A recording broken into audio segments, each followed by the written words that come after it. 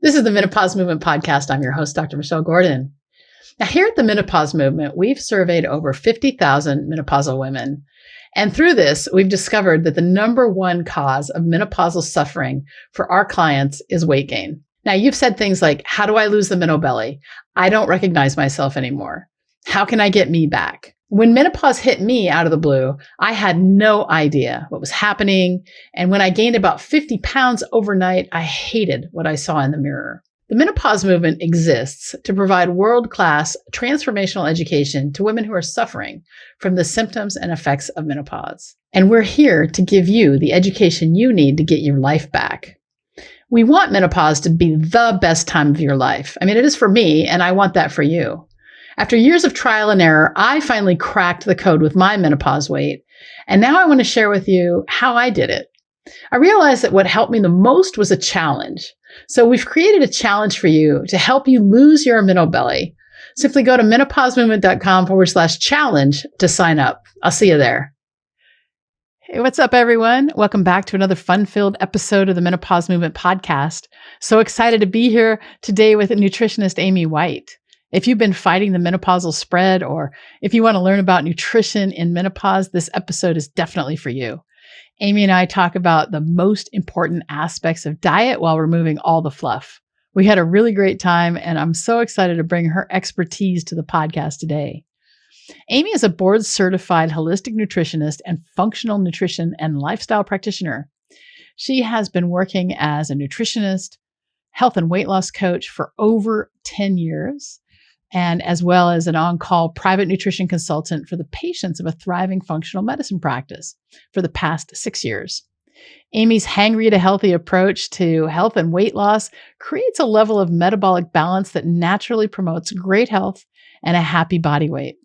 As Amy explains to all of her clients and patients, going from hangry to healthy is the difference between feeling frustrated and hopeless, fighting against the body, to feeling confident and empowered working with the body. Maintaining a happy weight and excellent health without counting calories, struggling with fatigue, pushing through hunger, and feeling deprived of desserts is the reality of escaping hangry and living healthy. During the podcast, we talk about what is board certification for a nutritionist, the history of Hangry to Healthy and how it got started, what happened to make Amy need to go to nutritionist school and why, what food really is, how to get rid of the body fat, the number one reason people fail on a keto or low-carb diet, the think, feel, act cycle, the role exercise plays in weight loss, and it's not what you think, when to eat, and stay to the end to find out how to make intermittent fasting easy. At the end of the episode, visit menopausemovement.com/blog,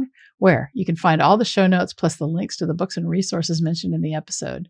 And if you enjoy this episode, don't forget to like and subscribe on YouTube and subscribe to the podcast wherever you get your podcasts, so you're always the first to know when each episode is released. Yes. If you enjoy this episode also, please leave a review for this podcast. It helps us to reach more women when you leave a review. And that gives more women the help they need during the disruption of menopause, because again, no one should ever have to go it alone. Thanks again for being a part of the menopause movement.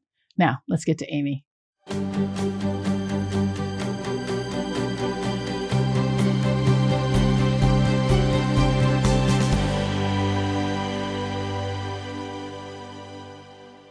So, Amy, welcome to the Menopause Movement Podcast. I'm super happy to have you here. Thank you. It's my pleasure. I'm excited. Yeah. So you're in the introduction, I talk about how you're a board certified holistic nutritionist. And so what I want to know is, in medicine, we have board certifications. Obviously, I'm a board certified general surgeon.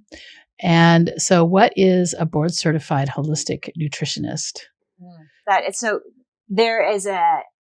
There's probably a bunch. I don't know actually if there's a bunch of different ones, but I obviously went to the school I went to was called Hawthorne University, and it's holistic nutrition. That's what it is. It's an accredited holistic nutrition school. And after we graduate, we have the opportunity to sit for a board certification exam through the National Association of Nutrition Professionals. Okay. So that took another 6 to 8 months of studying for that exam. So that's what my board certification is in and through. Board exams are hard.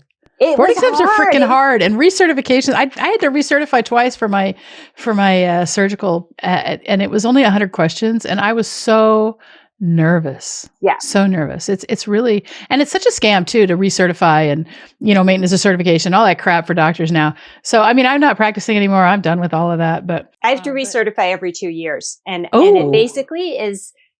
I was just saying this to somebody else. It's such a scam. It's just money because you Yeah. have to go through some more nutrition programs, which actually I love, but it just makes me mad that they, that you need it. Basically, the 30 CEUs equals this amount of money, essentially. Right. It's like, ugh. But it's great. I mean, the programs that I can choose from to do are awesome, but it's just. Yeah. I mean, I think, we could talk about healthcare and I do rip on that sometimes here on the podcast, but we won't do that now. Let's talk about your story. Like, how did you come to need to develop this hangry to healthy? Because I love that. I've always talked about how, I've got a couple words that I've used throughout my life, and one of them is mungry. Oh. So that's like when I'm hungry, I'm hungry, mungry. And then the other one is hangry. It's like, oh, and with my more recent since February. So it's this probably isn't going to air until July. And so it's currently towards the end of April. And since the beginning of February, I actually changed my diet and was able to, I've dropped 16 pounds and I had lost, I gained a lot with menopause. So I lost 50 pounds before that, and I kept it off for a long time, but I still wasn't super happy because I'm really sporty. I'm super, super sporty. And I'm I know my performance will go up if I can drop this extra weight. And so I made a couple changes, and I've been able to drop 16 pounds and through this, and I still have a goal to drop another maybe 20.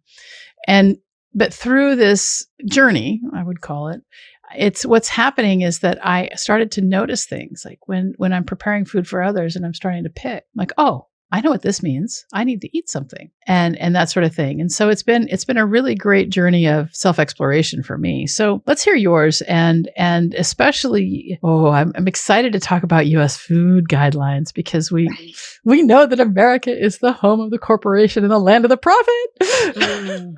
I know. It's so interesting when you said, tell me about hangry and then my story and the way I came up with hangry. Of course, I hear it around as well, but I experienced it. And when you experience it, and I think everybody really has experienced it if they think back or they think about it, it's just so perfect. It's so descriptive.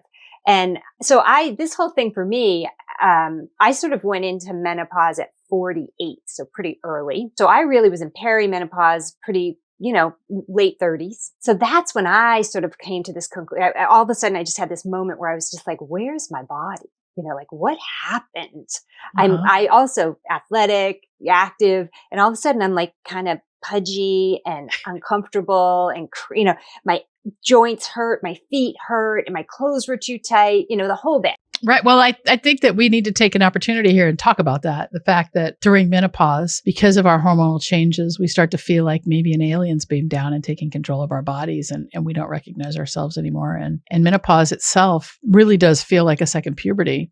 And it is a change that we don't talk about. And we don't talk about it because it happens to women. It's not because it doesn't happen to men. And so if this happened to men, if men went through a phase where they lost their libido, where they were pudgy, where they would have been working on it a long time ago. Right. Personally, I believe this. Yeah. So anyway, sorry. I just wanted to take that opportunity. And remember that here at the Menopause Movement, we do have the 28-day Menno Belly Challenge that you can go in and check out at any time. Yeah. So it's 30, I think it was it was 37. So I wasn't thinking menopause. I wasn't thinking anything like that. Of course, I'm just I'm eating too many treats and, things like that. And so that's when I decided, well, I'm just going to take control. I'm going to, I don't want to be 40 and be in this position because everyone tells me things get way worse when you turn 40. So I'm I don't want to be, I'm 37 and things are horrible. I don't want to be 40 and for it to be worse. Right. So that's when I was well, I can do this. I can follow the rules. And so I followed the food guidelines. Mm-hmm. So I basically, ate a ton of grains, a ton of fruit, a ton of vegetables. Of course, why wouldn't I? They're delicious. I love those. I've always craved protein, but I cut way back on the protein. Egg whites, the whole, Anyway, so I did that for a couple of years because I was just going to stick it out. I'm like, I'm doing the right thing. So I've set my trajectory and it will work. And so then of course I hit 40. And at this point, I'm just like, it's not working. and nothing has changed. And this is when I met this idea of hangry. So my husband and I had the opportunity to go to the Super Bowl, which is crazy, but his company was a sponsor or whatever. So we ended up getting to go, but we were on this real regimented schedule because we were with the company. And I remember being so mad because I was like, I need to eat right now. I mean, I was doing that every 2-hour eating schedule, and I was just a witch, and I was so angry at everyone the whole time. And I had that moment where I thought, oh my gosh, I have this opportunity, this really cool thing I get to do, and I can't be happy. I am only cranky and angry because people are messing up my eating schedule. And it was just that I thought, what is happening? So that was really kind of eye-opening. That's such a great realization and self-awareness, right? That you were able to say, wait a minute, I'm doing this like once in a lifetime opportunity here, and all I can think about is food. And I think that's such a great time. So were you able to like back it off and pay attention to the game? And not really. I mean, you were still hungry. I did recognize what was happening. I just think I doubled down and thought I just have to really make sure I'm getting my food every 2 hours, and then I'll feel better. So I didn't really go that there's something wrong with this 2-hour schedule, which is what I should have done. I was just like, well, what? But I knew something was wrong. I don't like to say the word should to ourselves, especially. And I would say that the fact that you had this, big aha epiphany, during something like that, it was the catalyst to make your changes. And so I think that's super important to recognize and not to say, well, I should have done this, I should have, because that just leads us to misery. Well, it sort of was my catalyst, but I knew something was wrong. But my catalyst came because my daughter was sick. So we had to figure out how to fix her. So before we move to your daughter, though, I want to know who was playing in the Super Bowl. It was in Texas, and it wasn't the Patriots, and that's my team. So I actually have no idea who it was. You don't remember what year it was? I know or anything? It was the Green Bay Packers. Okay. And I forget who they were playing. All right. But they won. I'm sure that the Packers won that year. I think with so. Aaron Rodgers. We were with Packers fans. I see. Okay. Yeah, I don't know all there are people out there who remember everything, but I just wanted to get that detail for the audience because people are going to want to know, well, which Super Bowl was it and who was playing? It was Texas, and it was the Packers. So it was in the Houston, like Astrodome? It was Houston, yes. I'm trying to think how many okay. years ago it was at this point. A lot, probably 10. Yeah. Okay. So then, you have this thing that happens, you started to realize it, and then your daughter gets sick. So what happened? I started realizing that what I was doing certainly wasn't working. And then I was like freaking out because I was like, I didn't know what to do. I was like, I'm doing it right. So this is it. Yeah. So anyway, my daughter got sick. So I ended up going to nutrition school because we had to figure out how to fix her. And we did this. I did a lot of reading, and I was researching and figuring stuff out. And so we changed her diet, and she got better. And what kind of sickness did she have? She had this. So ever since she was a colicky baby, and ever since she was a little kid, I remember our pediatrician when she was probably 6 or 7 being like, well, she just has reflux. She just needs to be on antacids. And I was like, oh, I didn't know kids were on antacids. That's interesting. Okay. I didn't know anything. Yeah. And she never took them because they didn't really work, thank goodness. But now she's getting ready to go to college. And I said, we can't have you going to school and not feeling good when you eat food. Because at this point, we couldn't go to restaurants because she'd end up having a little bit and have to go sit outside on the curb. Because she would, she'd describe it as this pressure that she would get in her chest. And so everybody thought it was reflux. Anyway. So it felt like reflux, like a pressure in her chest. Yes. She just would get shortness of breath. And so anyway, we saw a gastro doc. Finally, I'm like, let's just get this taken care of. And I said, we just need to do a scope, and we just need to see what's going on. And again, I didn't even know what that entailed. I had no idea. And of course, it entailed anesthesia and recovery room. And I was like, oh my gosh. But anyway, we ended up doing it because the doc wanted to put like her on an upper endoscopy. Yes. Yeah. Okay.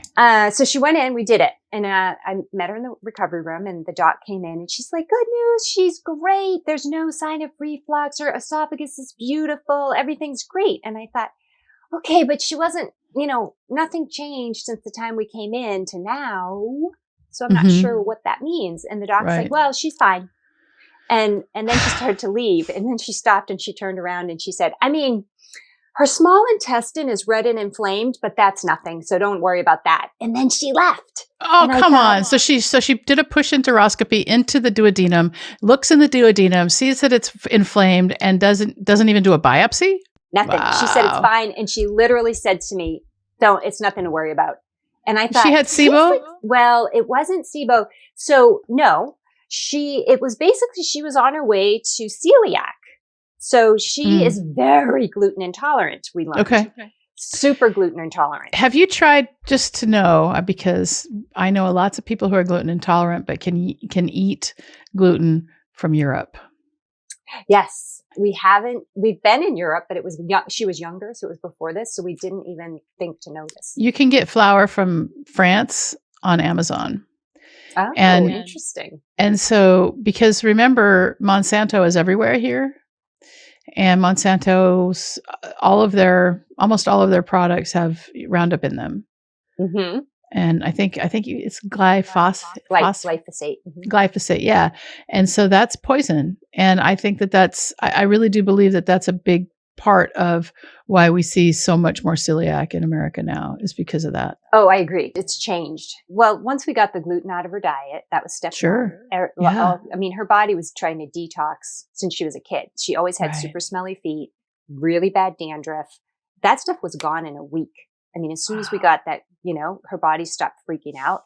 Since then, she's 28 now. She's had to adjust her diet a little bit more. She knows she reacts not great to cheese, but she can get away with some cheese. So she's, in and out with the cheese, but there are other things that she doesn't eat because they don't. But the gluten, like I made something recently and she's like, Mom, there's gluten in this. And I said, no, I make this all the time. You eat it all the time. And she's like, Mom, there's gluten in it. And she had to go sit outside on our front stairs.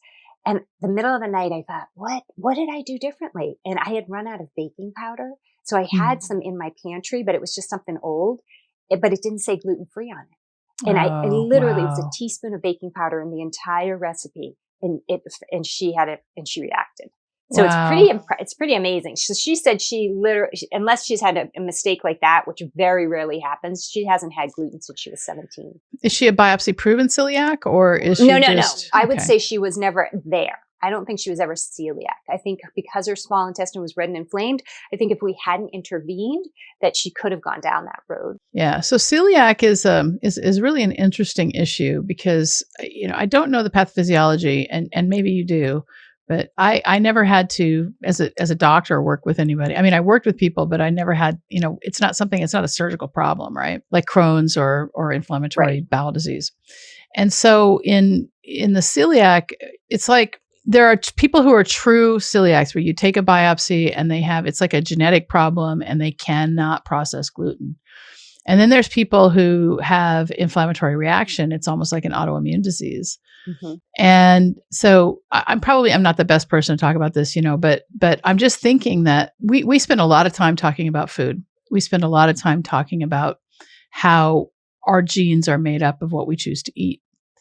And it's really interesting that it's almost like we're going back to basics now, trying to say, look, just eat whole real food. Now we've had COVID and, we see a lot more people with gardens and, so it's really, I just think so much can be solved by just eat real food.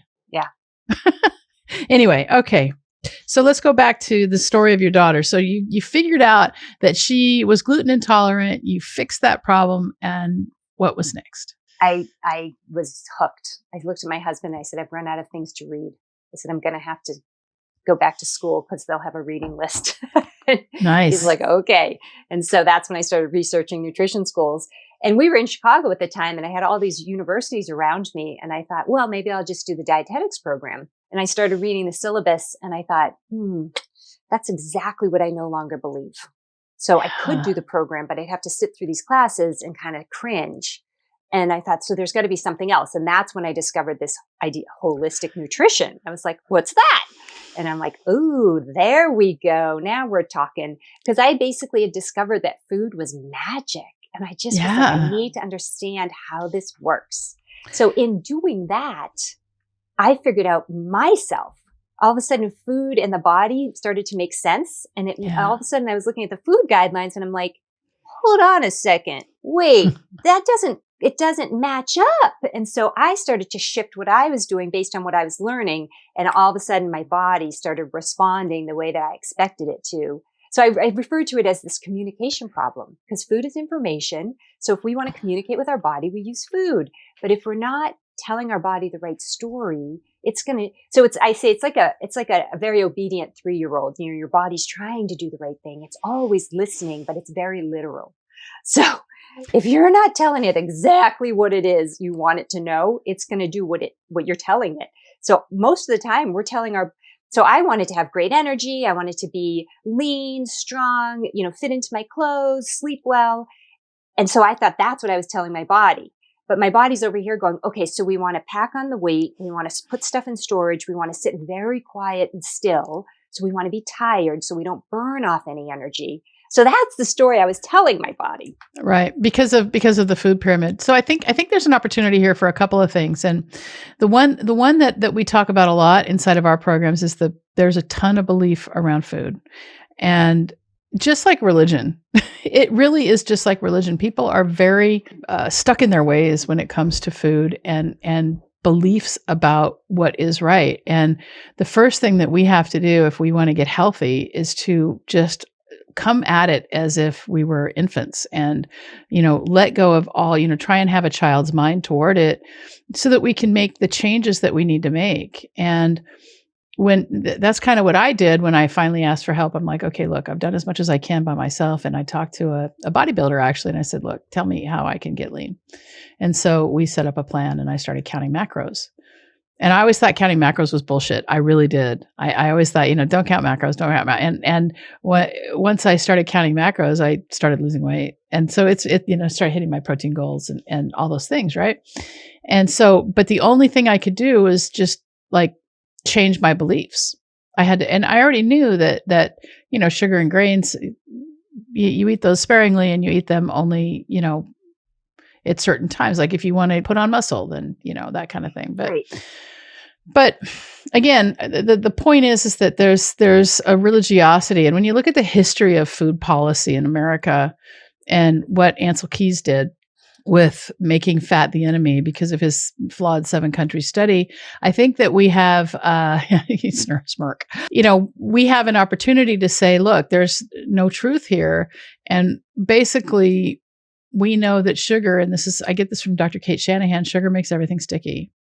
Sugar makes everything sticky. And so when you eat more sugar, you're going to have more, there's going to be more ability for your body to create atherosclerosis and things like that. When you eat nature's real fats, then, because nature doesn't make bad fats, another Kate Shanahanism. Yeah, I know. She's been on the podcast twice now. And so, she's awesome. And so when you eat those things, then your body's like, oh yeah, good stuff. And you don't have as much in the way of atherosclerosis and your LDL gets more fluffy and all those things, right? And so the point of this is that we have this opportunity to really, and for all the listeners to really look at everything you believe about food. And if you can come at this with a child's mind and say, maybe what I learned in school wasn't right, because they don't have my best interest at heart. They want me to buy corn. They want me to buy cheese and dairy, because when it comes to creating the recommendations, that's all run by corporations and lobbies, and the lobbyists get into the farm bill and say, we want this, we want this, we want this. And so it's really, they don't care about our health. And it's so hard to come to that realization that the government doesn't care about us really at all, our health. They just want our money.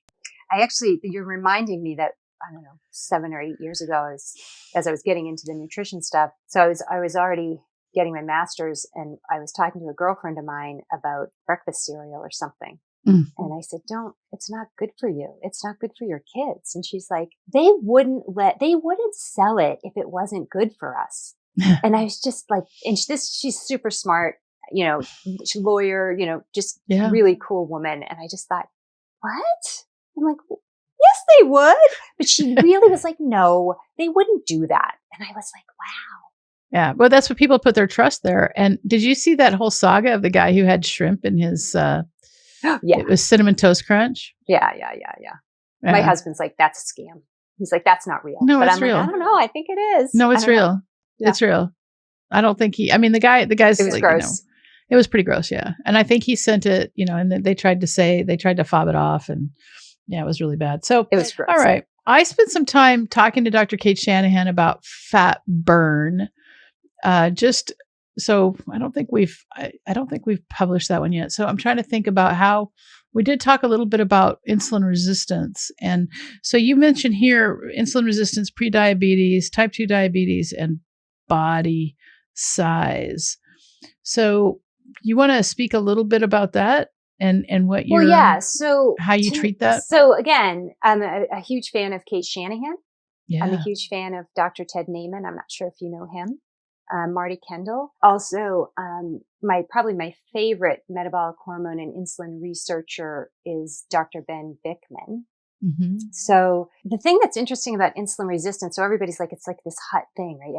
I'm insulin resistant, but you can be very, very overweight and not be insulin resistant. True. You can be very skinny and thin and look incredibly healthy and have type 2 diabetes. So body size isn't necessarily that thing that's gonna, tell you one way or another if you're healthy or not. However, typically if there is insulin resistance because you have chronically high insulin levels, you're going to tend to carry that extra weight around the middle. So that's more of that apple shape that you see.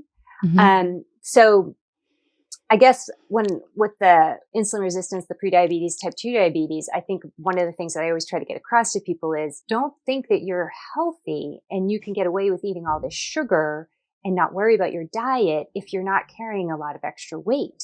2 of my friends within the last 6 years were diagnosed as type 2 diabetics, and you would look at these women and think they were very fit. They're very tiny. And yeah, so that's something that I run across a lot, and then the people that, anyway, I don't know if that answered your question. Well, no, what I want to know is, so what's your experience so let's say your friend comes to you and she's skinny, but she's just been diagnosed with type 2 diabetes. I mean, what do you do? Do you put her on a keto diet? I mean, how do you treat this? So I've really transitioned a lot, and I am a fan of low carb, low sugar, keto, all of it, but I'm not a high fat keto person. I agree with you. Fat's 9 calories per gram. Right. So and I don't count calories. I do look at macros like you do, but I see all these people who jump on the keto bandwagon, and then they either like, it doesn't work for me. I gained weight. I can't lose weight. But then they're pounding all of this fat. It's too much fat. Yeah. And it's Jimmy not Moore, what you're putting in. It's what you're taking out. Yeah. Do you know who Jimmy Moore is? Yeah. Yeah. So Jimmy Moore talks about, like when he was trying to fix his problem with being overweight, he went keto and he started eating better with every meal. Yeah. And I think he reached a plateau. I mean, last I saw, I haven't followed him for quite a while, but last I saw, he was still pretty overweight. He gained a lot of weight back. Yeah. And the thing is that, if you want to get lean, there are ways to eat, and one of them is to eat more protein. And that's I'm with you. Listen, at the end of the day, this is not a belief. This is science. And so for those of you who really, really want to get your body back, if that's something you want, all right. Obviously we have our 28-day Minnow Belly Challenge, and you can come into that, and that's fine to get started, but and we'll give you some support and all those things, right? But the key is protein. And I had heard that before, but for some reason it just didn't click. And then I had this guy that I work with, his name is Mike, and he said, why don't you just let science work for a while? And I was like, oh my God. And it just, I don't know, it just broke down everything because I had this belief that I had to eat more vegetables, that I had to eat, that was the only thing I could do. And he said, listen, do it this way, follow your macros, and I guarantee you're going to get lean because that's how it works. This is science. And when he said, this is science, I said, I'm a scientist. I've got to follow science. Right? Yeah. So when it comes to women who are, obviously women who are coming into menopause and noticing this middle belly, and, we know a lot of it has to do with sleep and cortisol and those sorts of things. But let's talk a little bit about how the body uses fuel and what that means. Well, first of all, so back to this idea of insulin, it is important. Insulin is a storage hormone. So it does put your body into storage mode. So the more insulin we have circulating regularly, the more your body is actually going to be like, we can't use anything we have stored. We need to use any fuel that's coming in. So fuel, so we have, let's call it 4 compartments. So we have sugars, we have glycogen, which is our stored sugars. Then we have fatty acids that come in with our food. So the fats that we're eating. And then we have body fat. And they're all separate but interconnected. But it's also kind of a top-down system, thinking of sugars at the top, very tiny little compartment. Then we have our glycogen, maybe a teeny bit bigger than what we can hold in our blood sugar. Then we have our fatty acids, not huge. And then we have blood, then we have body fat, tons and tons of storage. So you have to, in order to release and use body fat, you have to deplete the upstream fuel compartments down to a healthy level. Not deplete them empty. That's not healthy, but deplete them back to their natural healthy level. So there's some space in those compartments. And once we do that, all of a sudden we have room to release body fat back up into the system and go, oh, here, I have some fuel you can use because now you have space to use this. But if we're overeating our sugars and carbs, then that top compartment is always full and likely overflowing, filling our glycogen. So that's always full. And then we're never going to be burning fatty acids because we have all of these sugars we have to get rid of. So actually the fats that you eat go into body fat. So basically we want to start depleting those upstream fuels if we want to get rid of the body fat that we're carrying around. So yeah, let's bring those sugars down to a normal, healthy level. So eat, if you like vegetables, eat your non-starchy vegetables. Fantastic. Eat some berries if you really want to have some fruits or low sugar fruits. Yeah. Then with your food, let's prioritize the protein. And yeah, you're going to get fats with your food. There's fat in your eggs. There's fat in your ribeye steak. There's fat in your salmon. So do you need to slather that in a saucy, cheesy, fatty sauce? No, you're getting fat in your food and you're getting just enough fat. So your fatty acids you have some in your bloodstream, but it's not overflowing.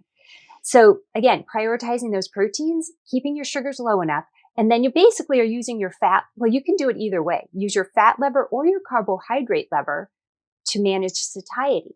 So with my women, who my clients tend to be 50 and older, kind of dealing with menopause. So we come in and we start dealing with the sugars, getting that insulin down, working on sleep. Let's bring the cortisol down because that cortisol will shoot your insulin up. So we got to bring all that down. So once you bring the insulin down, you're going to stop telling your body to put on fat. And that belly, Ben Bickman just was explaining this the other day. It was so interesting. And he said, so our hormones, our estrogen and our androgens, tell our body where to put the fat. And so in women, it's going to be your breast tissue, your hips, your butt. And in men, it's going to be around your belly. So as women's estrogen depletes in menopause, all of a sudden, they're getting that signal now to put body fat on around their waist. It's no longer going to those places it used to go. And so the trick is to get your body to stop telling you to put on fat. So it's not like you don't want to put it on anywhere. At this point, it's going around your middle. So what we need to do is stop telling the body to actually start to put on the body fat. And that's what I tend to see with my clients. Once I get them off the sugar and get them to prioritize the protein and naturally eat less because they're getting this nutrients their cells want. So their body's going to stop telling them to keep eating. All of a sudden they feel better. They look better. They start dropping the weight. But it just, it's not like this huge struggle. Yeah. Yeah. So I mean, it's a that's one thing process. that I noticed that especially for me as a postmenopausal woman with weight to lose, I was like, I want to lose the weight, but I don't want to feel hungry because then I just feel deprived, and when I feel deprived, then I feel like that inner child is like, no, give me ice cream, no, give me chocolate, no, do this. And today actually is my son's 28th birthday, and I actually set this as kind of a goal. Like, I'm going to follow this diet until my son's birthday, and then I'm going to have a day, just a complete day off, do whatever I want, and then I'm going to go right back to it. And so it's what we like to call a planned indulgence. And so I made caramel popcorn, and I've for dessert, and we're having ice cream, and we're having his favorite foods, fried chicken and waffles, and I'm going to eat those things, and then right back to regular tomorrow. What I always tell my clients when they have that kind of an indulgent day, or they find themselves at a wedding or wherever, I'm like, it's just data. Yeah. Fantastic. So take that information you're going to get from having this wonderful day and think about, how did you sleep? How did you feel? How was the next day? Where were your cravings? It's just data. It's fantastic. Use it as data so you can kind of go, oh yeah. That's the same thing with the scale. I may not always love what the scale says, but every single day I step on it and I just write it down, because weight loss, we number one, we can't let the scale be the thing that tells us who we are. And there's also a lot of other wins that you can get. Even when the scale isn't moving, you might be losing inches. And so we like to say in our 28-day minnow belly challenge, we say, what gets measured gets managed. So you can put your head in the sand and not do it, or you can actually, measure your waist every single week, like we ask you to, and you're gonna see changes. But for me, it was like for the first, I would say 6 weeks, when the scale would go up, or when it would stay the same for a couple weeks, I'd be like, ugh. And now that I've I'm at a weight that I haven't been at since, God, I want to say maybe 2007. Wow. Yeah. And so I look at it every day and I'm like, I as long as it's below that number, I'm like, I don't care. It's right. It's like, I'm just so grateful. And I'm like, I can't believe this is happening. And then what's happening, I've noticed, is because I'm super sporty, and I'm training right now for a 5K that I'm going to do on the 19th of June. And I did my fastest 400 meters ever since I've been recording. And it's just, and I had a bad injury in 2018. And so I didn't run for almost 2 years. And so coming back from that, and now with the weight loss and just seeing incremental improvements, that's the thing. I just, I want to encourage the audience that you don't have to do everything all at once. And like Ryan Levesque says in the interview I have with him, you don't have to get it perfect. You just have to get it going. And it's so important to remember that it's progress over perfection. Progress over perfection. Consistency. Yeah. Set the dominoes up. And accountability. Make sure your trajectory is correct. Yeah. Yeah. And I always say you can't change what you don't know. You have to track. And it drives me crazy when people get so sucked into the scale, because they are completely, and I'm like, well, how are you sleeping? Oh my God, I'm sleeping through the night. Oh, okay. Oh, how are your clothes fitting? Oh, well, I think I might need to buy new pants. Oh, okay. And it's just like, work with me here. Why is it just the scale? And you're discounting everything else that feels good. Oh, your knees don't hurt anymore. Wow, that's amazing. So this is great, because I discovered this really super easy caramel recipe online. Okay. Super easy salted caramel recipe. And it's basically sugar. It's a cup of sugar, a cup of cream, 6 tablespoons of butter, and a little bit of salt. And it's just super easy, super forgiving, easy to make, and delicious. Okay. Yes. And so I made it a couple days in a row, a few months ago, before I started in January, I would say. And I was like, I had this idea for a dessert. This is the dessert we're having tonight. And I was like, okay, what would it taste like if I cooked popcorn in bacon grease and then added caramel to it, and then put some chocolate drizzle over it with some homemade vanilla ice cream? Mm-hmm. So I served that. We have a bubble that comes and visits every Friday. And I served that to the bubble. And one of the people is a professional chef. And she said, this is a 5-star dessert. I bet. This is a Michelin star dessert. And I said, this is great. And so then, but what happened was I just really love the taste of caramel. It's just, I mean, I just, it's one of my favorite flavors ever since I was a kid. And so like I ate it. I ate a whole bunch of it. And then 2 days later, my knees started hurting. My back started hurting. I wasn't sleeping. And I was like, oh, wow, sugar. Yeah. But I was able to put it together for the first time in my life. And we have this sugar cleanse that we do here at the Menopause Movement. And what happens is that people go through it and then they don't realize they're off sugar. And then all of a sudden they're starting to move their bodies. Like, I don't know where all this energy is coming from. But, because it's so 1% improvements, right? This is what it is. And John Wooden said it best. John Wooden was the coach of the UCLA Bruins basketball team that was the winningest basketball team ever in the history of basketball. And he said, when you do these things, your athlete, they're going to have a 1% improvement in conditioning and a 1% improvement in maybe in their jump. And it doesn't feel like anything, but those add up. So over time, you have these cumulative improvements where it feels like a quantum leap. And that's what I want for everyone who's on this podcast, who's listening to this podcast or watching this video, that when you have 1% improvement every week, that's not 52%, right? For a year. Because you've got a 1% improvement. I mean, I don't know how to do. Somebody want to do the math and send it in to me, that's fine. But it's probably closer to 75. It's exponential, right? Yeah, it's because you're adding 1%. If you can do it 1% every week, then you're at, you've got cumulative improvements and they add up. And so, you look back, and so it's super important to always look back and say, yes, what did I do? When did I start? And how have I changed over this amount of time? And when you're a high performer like I am, if you're the type of person who really wants to always be at their best, and it sounds like you're the type of person too, when you said, I've got to go back to school because I've exhausted you want to go back. You want to just, and we track this in our business. It's like, okay, every week we have these things that we're going to do. And then every quarter we're going to say, okay, let's go back and look and see exactly what we did. And the growth is crazy, but because that's what gets measured, gets managed. Right. So let's talk for a second about why people fail. So if you're the type of person who wants to, obviously lose weight, and most women in menopause, in our data, and we've surveyed tens of thousands of women, it's about between 46 and 48% of the audience is like, we want to lose the minnow belly.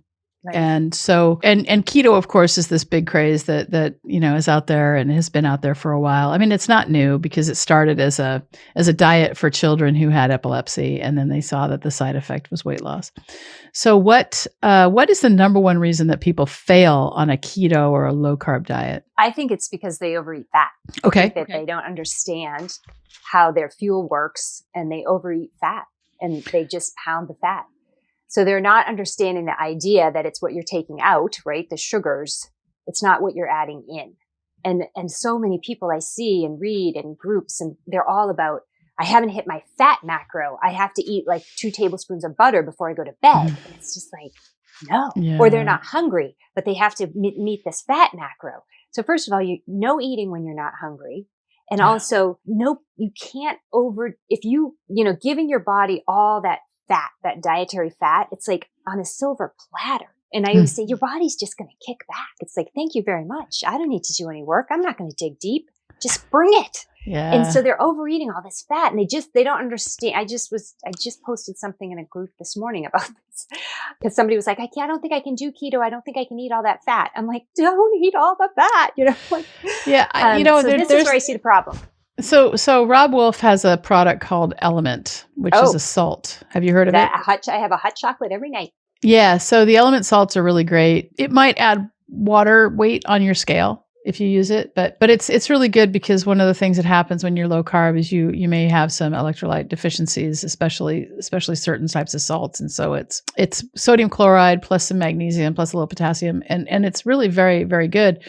But I read one of his articles, and it was this was a guest blogger on his blog site, and it was so good, and it made everything make sense to me. And if this is a take home message for anybody who's on the podcast today, protein is a goal. Carbs are a limit. Fat is a lever. Yes. And when you can see it that way, right? So you want to try and hit your protein goals, whatever whoever you're working with tells you to do. You want to make sure you keep your carbs at a certain place, depending. And then fat is your lever for calories. And when you can do that, and this may be enough for some people who are listening to this podcast. You may be able to now, but if you need more accountability, then you want to come into the 28-day Minnow Valley Challenge or come back to Amy and get some help, because sometimes we can know what to do and we don't do it. And the reason for that is human nature, because behavior change is hard and our brains want to continue to do the same things over and over and over. And so it's super important for us, if we're going to make a change, to make sure that we're getting the right support. I refer to this sort of as that knowledge versus know-how. Great. So everybody is a professional at dieting. Everybody knows the rules. Everybody can tell you the intricacies of any diet. So that's knowledge, but the know-how is how you make that knowledge work for your body. And it really comes down, like you were saying, to those small habit changes, but it comes down to this think, feel, act cycle. So you have to understand that every action you take is coming from a thought you had that created a feeling, and then you react to that. You have to kind of be able to back up. And that's probably what you do in Minnow Valley, but certainly what I do with clients is this is where we start working on the know-how. So that's why we start talking about, well, how'd you feel when you did that? What was the data? What's your body doing? And then what were you thinking when you did that? What were the circumstances? Where were you? Who were you with? What were you thinking? And you start to have to take a beat and just be like, oh, wait a second. Am I actually hungry? What am I thinking? And it's a hard place to get to. And I think that's a big reason people will fail, because they don't actually know how to dig in and look at those habits that are just, their body's doing automatically. And then also I think that people don't understand sugars. So everybody I talk to, I don't eat a lot of sugar. I'm low sugar, but they like to have their oatmeal with their banana, and they like their fruit smoothie. And then they also snack on popcorn, and they, so they don't know where the sugars come from. So that's a big learning place I think a lot of people need, is to understand.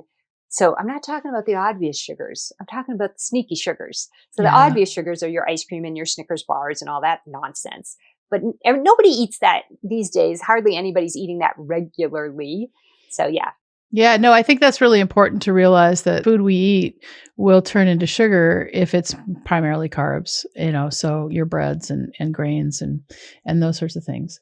And I think there's also an opportunity here to talk about, and this is the life's work of my friend, Dr. Kate Shanahan, and that is vegetable oil, seed oils. And in our last podcast together, we talked about how there is a whole industry that's built around how to make soybean oil safer for humans.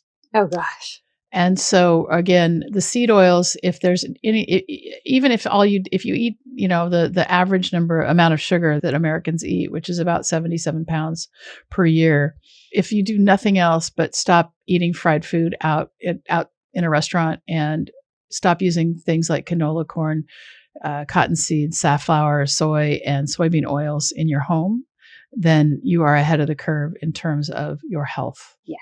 And Kate is actually convinced that diabetes is related to seed oil consumption more than anything else. And so I think she's working on that now. So when it comes to weight loss, and this is so controversial because Beachbody wants us to believe that it's all about exercise. Let's talk about the role that exercise plays when it comes to weight loss. Right. So exercise is a tier 2 for me, for sure. It's always, we start with the diet, and then exercise is kind of that ice. I was going to say icing on the cake, but that's a bad analogy. So it's that secret sauce, so to speak. So it's always going to be food first, because I tell everybody, your body will, like you were saying, your body was going to want to move. It's going to want to exercise when it's feeling like it has the right amount of fuel, and it's got, it will actually ask you to get up and start moving. So if you're already high stress, or what you're doing to your body is creating stress, so this systemic stress, exercise is a stressor. So if you're going to add that on top, you're again maybe having this going to cause this cortisol issue, or you have your high cortisol. So you're again putting yourself into body fat burn blockage. So the exercise is second. It is not to me, it's not a weight loss tool. It's a health tool. It's a weight maintenance tool.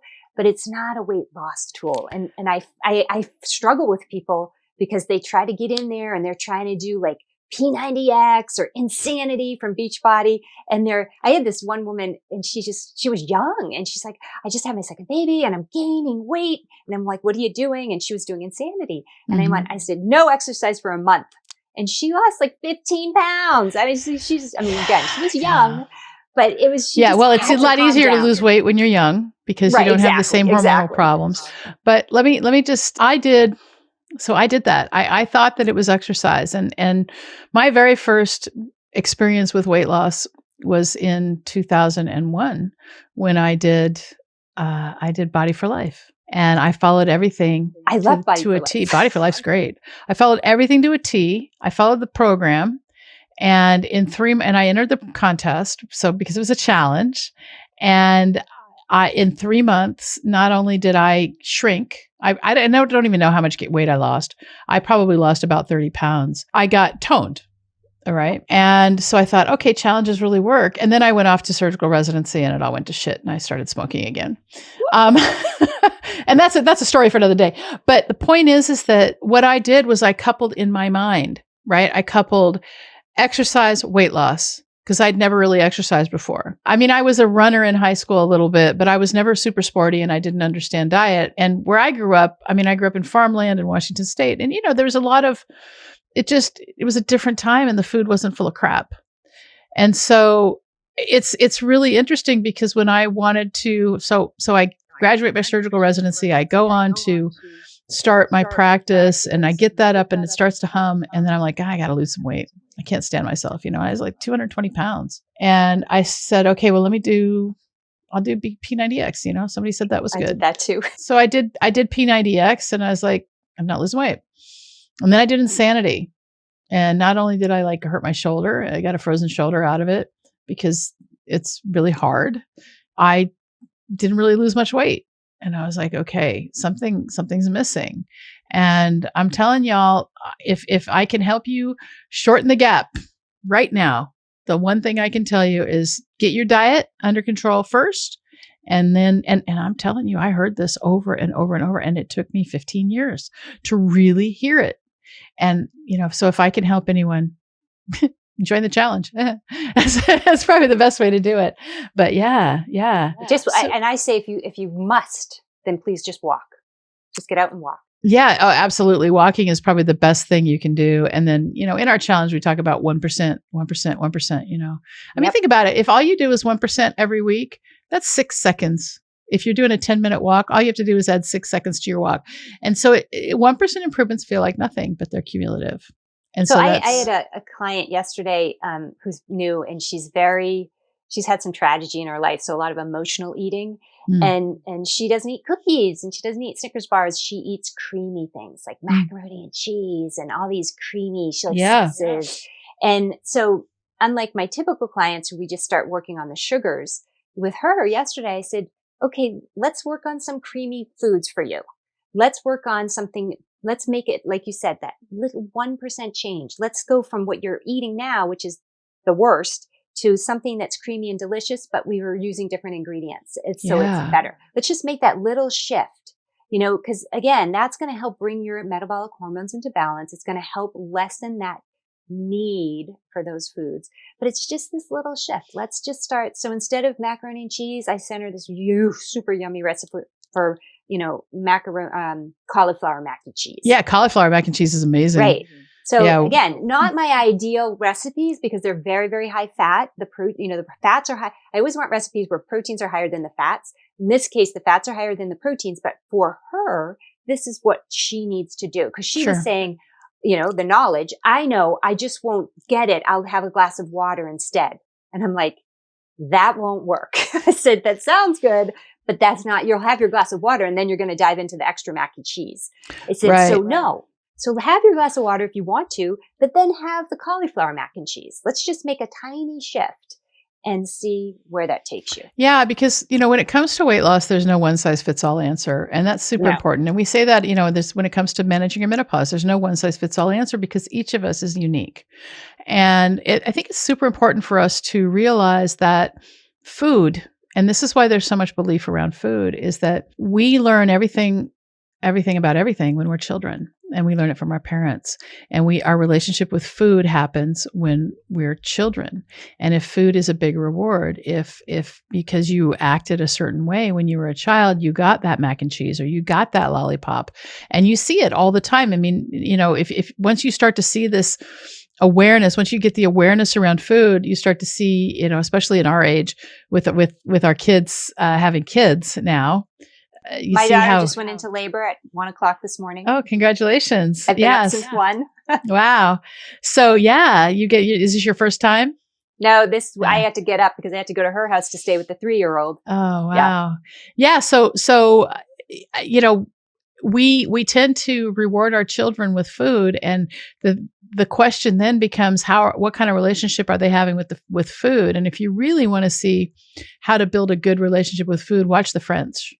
The French teach children to sit and eat, and they eat like good food, and they taste it.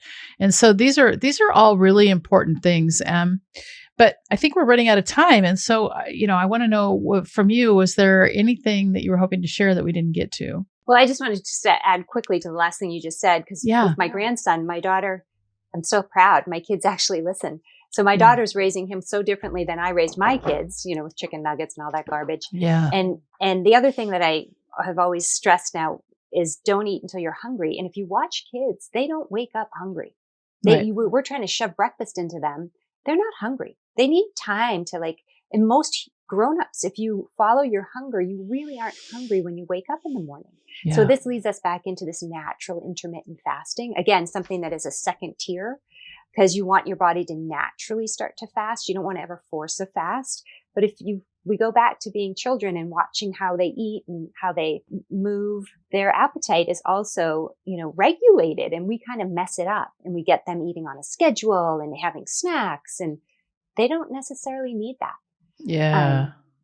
So you're saying that if we just pay attention to our hunger hormones, or not our hunger hormones, but our hunger cues, that intermittent fasting can be really easy.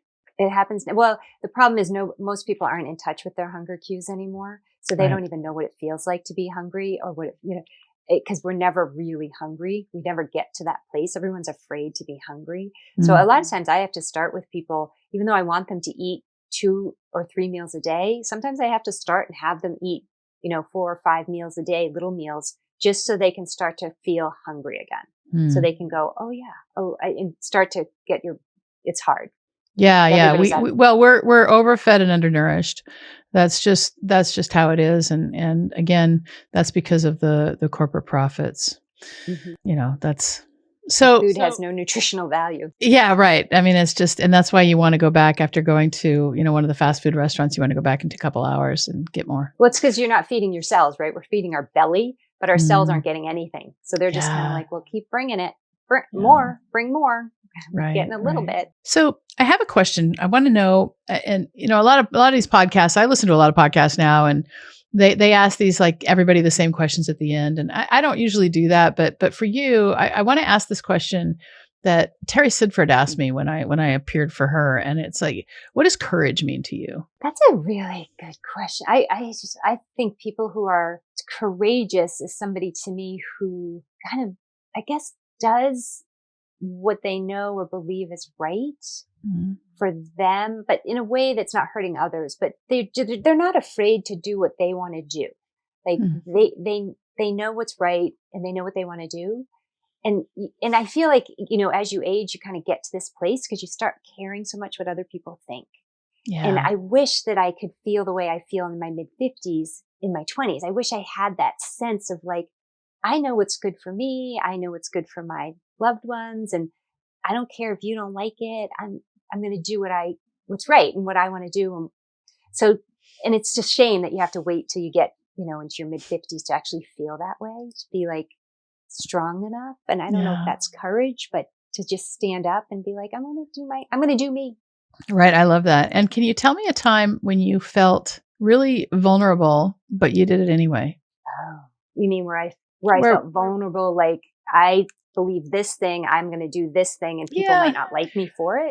I mean, so I'm studying vulnerability right now. I'm kind of going through the Brene Brown stuff and having, I guess the better question more is, what is something that you've done in the, where you maybe we'll talk about, vulnerability and fear are very, very common. I mean, like they're really, really related, right? So maybe kind of staying on the courage thing is like, where's a place where you felt some trepidation, right? You were a little bit afraid, but you did it anyway. Sure. There's just probably tons of things, and certainly lots of things related to food, because I definitely am not on the same page with most people. Mm-hmm. But I think I joined a powerlifting gym a couple of years ago, and it was terrifying because I walked in there and it was private. You had to walk in. You couldn't just call, and it was a garage, and I kind of went in and my Lululemon tights, and I'm like, hi. And they were just looking at me like, and I said, so-and-so told me to come in. So I dropped the name of somebody that went there, and they, again, side eye, like, I don't know if this is right for you. And I'm like, oh, well, I really think it's what I want to do. And so he's like, well, I'll check and see if I have time to coach you. And so I walked out the door and I got in my car, and he called me immediately. And he's like, yeah, can you come on Mondays, Wednesdays, and Thursdays at 6:30? And I was like, yeah, okay. So then I started doing that by myself, my husband, nobody else wanted to do it. It's just me. And it was these guys. I mean, there's like a lot of swearing and crazy music and just incredibly heavy lifts. And I did it, and I loved it. And I haven't been in the last year. So right. I'm so sad and I missed them. That was pretty scary. Yeah, sure. What was your biggest lesson learned from actually going through that process? Just do it. I wanted to do it. And I don't care if they're going to give me side eye. It's like, I can be strong. You don't know me. I love it. Yeah. Well, where can people find you? It's the Simplicity of Wellness is the name of my company. That's and great. So it's the simplicityofwellness.com, Simplicity of Wellness on Facebook, Simplicity of Wellness on Instagram. Great.